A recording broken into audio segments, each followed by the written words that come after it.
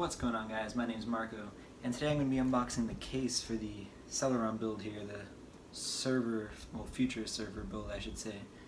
I don't know if this is going to be the case for it ultimately, as it's not really suited to be a server case, but it was $25, and it's see-through, like it has a clear side, so I was pretty excited about that.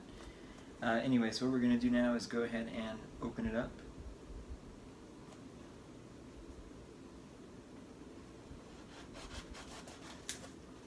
Alright, so after you open it, you'll see it's kind of minimalistic in its approach here.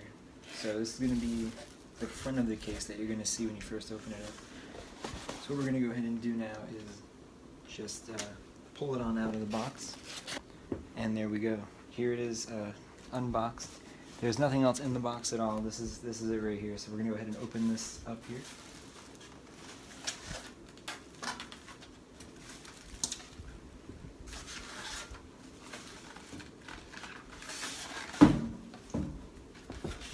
Right, so we're going to get just like a little user guide here, which may come in handy, but probably not for pinning out the power switch and all that on the motherboard, but I just remember that's actually in the motherboard's manual, not the case manual, so I really don't know what's going to be in here, probably just general stuff about the case and all that, so yeah, you guys could look at that if you buy it. Anyways, we're going to go ahead and get it out of here.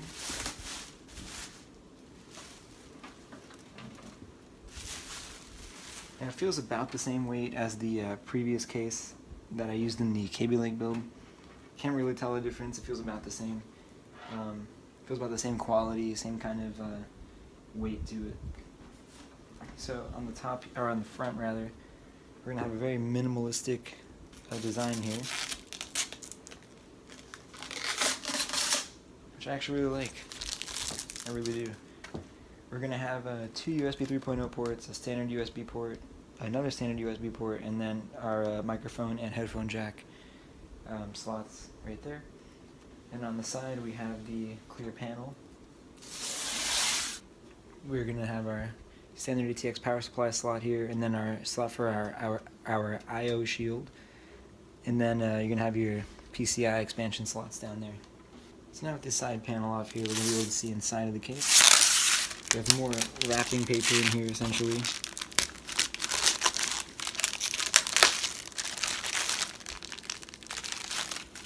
And now, this is extremely flimsy, I'm just going to point that out. This is just bending extremely easily in my hand, but for $25 you can't really expect much. Alright, so inside the case here, we're going to have some wires here. It looks like they're going to be tie wrapped to the edge here. I'm going to pull that out and see what we got in here. We've got a variety of screws here, and even a PC speaker.